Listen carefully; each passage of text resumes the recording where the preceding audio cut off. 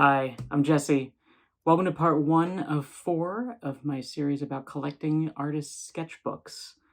Now, I have an art background myself. I love sketching. I lead a group in New York called the Central Park Sketching Meetup, and we go around the city and draw.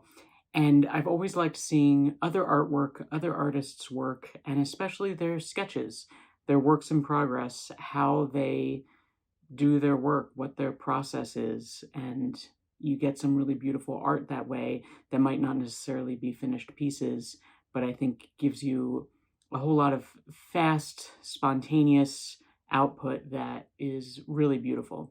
It's been many years now that I've collected artists' sketchbooks from mostly comic book conventions. And these, in large part, are sort of superhero related sketches. That's what we're going to talk about today.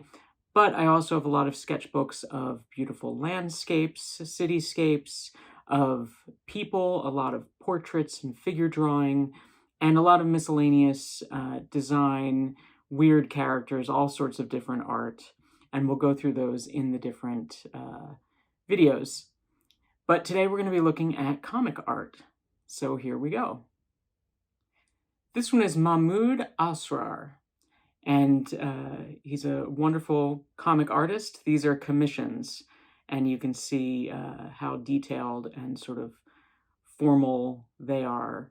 Less of a glimpse into his sketchbook and more of some of his sort of finished art, but it's really incredible. You can see each page is a superhero or related character. Here's Buffy and Daenerys. This is beautiful, I believe, marker art with the different tones and the different shades of gray in each one. Lots of Batman pictures. Beautiful skies and backgrounds. Here's Swamp Thing. Wolverine. Just really nice.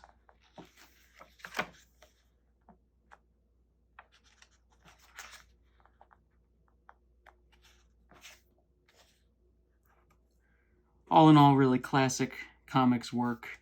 Beautiful pinups. This is another sketchbook I picked up at a convention. This is Dustin Nguyen, which I hope I'm pronouncing correctly. And he's an excellent artist, especially known for Batman, that I've followed for many years. This is a pretty nicely done book, and it's a really nice collector's item. This shows more comics work, and it's just incredible watercolor paintings. I believe they're watercolor. Just here's some of the original sketches side by side with the painting. He does these little sort of cute versions of Batman characters. And here's the original marker sketch that goes along with the final sketch. The colors are just incredible. Here's Batman and Robin. Here's another side by side. Look at the watercolor background.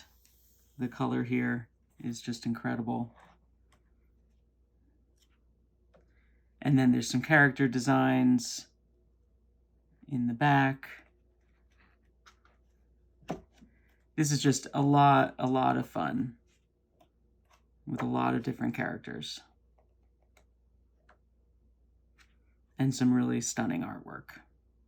Totally different tack here is Kate Beaton, who is this wonderful cartoonist. Her book Ducks I read recently, that's highly recommended, and lots of really funny, hilarious cartooning. And this is a real glimpse into a sketchbook with a lot of sketchy, half-done, quick impressions of things.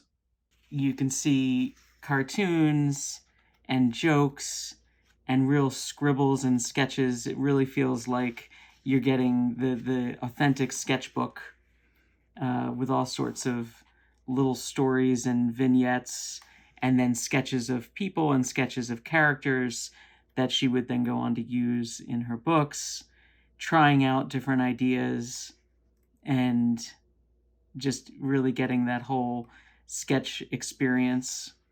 It's just really hilarious stuff. A super popular comic artist is Adam Hughes.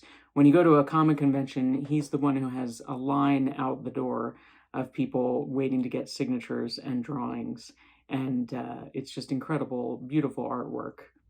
And this is one of many little sketchbooks that he offers. We see this incredible artwork colored with markers or digitally, and page by page of these pinups and sketches, really professionally done and put together. There's Catwoman, who he's known for. Really nice effects. And Gwen Stacy in the back.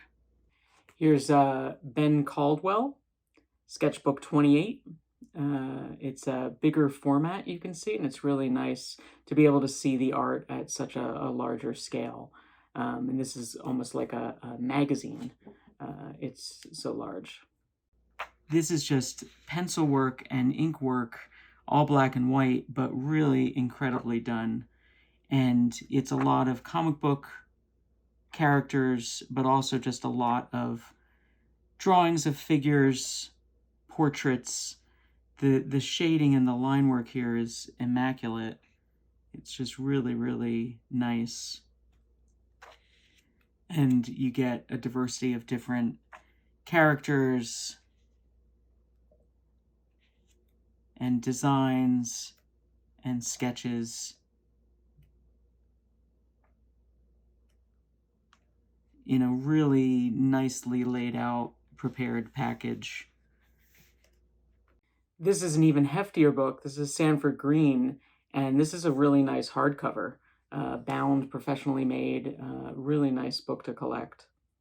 And this is a real mix of eclectic things. A lot of superheroes. Here's Flash, in a really stylized manner, but also a lot of other characters. And it's just jam-packed with stuff. So I think the front here is a lot of superheroes, and then there's a lot of maybe his own characters, character designs, beautiful digital lighting on these. And in the background of each page are the original sketches. The book is really well designed and laid out. You can see with this sort of effect and labels on every page. And the character designs, the pencil work here. It's really great. This one's by Aaron Diaz. It's the Dresden Kodak Primer, and is all about that comic that he made, and has all sorts of stuff in it. This one is sort of a companion piece to a comic book, and it has all sorts of things. Here's descriptions of the characters and little comic sketches with them. Here's a timeline that goes along with the comic. Explanations of the characters. Here's background designs. Beautiful paintings. All the work that goes into making a full comic world is in here, as well as a sample of the comics themselves. So this is really a whole robust publication talking about the world building, character designs. It's just really incredible and so well thought out. And then some more traditional sketches filling the pages. This is a little behind the scenes book of 5 Worlds, which is a young adult graphic novel. This is almost like DVD extras that you get from a comic book. Original sketches, a lot of character designs, and making of, little descriptions of the places and characters. Beautiful original sketches, so tiny, reprinted really tiny here. But then stuff like this that is just mind-blowing in terms of the detail and colors. Here's even the logo design that they worked on. And some sample comics. Really nice package. This is a Buffy sketchbook from the Buffy comic by George Ginty. It's one of a series and is really nicely done. But this is also a sort of behind the scenes, lots of text, sort of commentary on the work, which is cool. You know, this is how I made this. This is what I think of this. This is how it came out. And then a lot of the pencil work and sketches that went into the covers and other art of the comic book.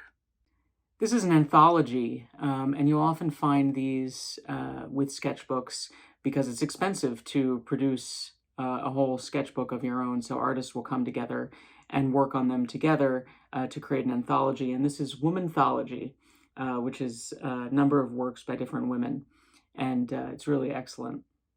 So this anthology has a whole mix of work. This is part of a script. This is original sketches that go along with that. Character designs. Here's comic page layouts, but without text. It's just a combination, a whole hodgepodge of different things mixed together. Really showcases the amount of different creativity that you can get. This one's another comic. This one's by Molly Ostertag, but it has sketches in it as well, which you'll often find these combinations. You know, it goes through, it's black and white, it goes through the different comic, the different chapters, stories, but then in the back, you get these extra sketches.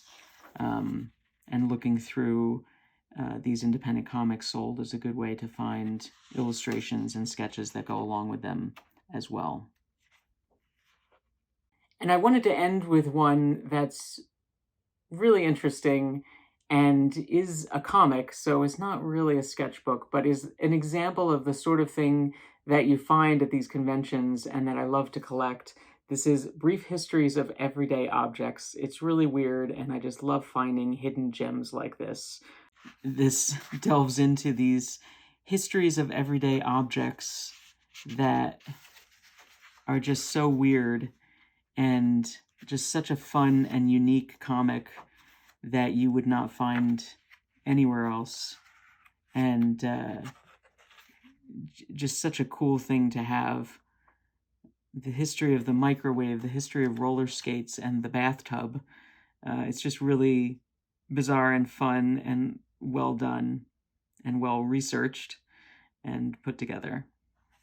So there you have it. I think there's a lot of joy in collecting these. There's definitely a wide range of different comic artists' work that you can find, ranging from classic superhero Marvel DC sketches to really independent creator-owned comics, character designs of all sorts of weird and crazy, interesting characters. And it's just so much fun to collect. I hope you're able to start a collection, go to a comic show, or look up some of these artists online. You can order their comics on the web as well, and just enjoy it. It's a lot of fun if you're interested in art at all, if you're interested in these characters. It's a lot of fun to collect. So that's it. Be sure to like and subscribe, and thanks so much for watching. Stay tuned for the other videos in the series.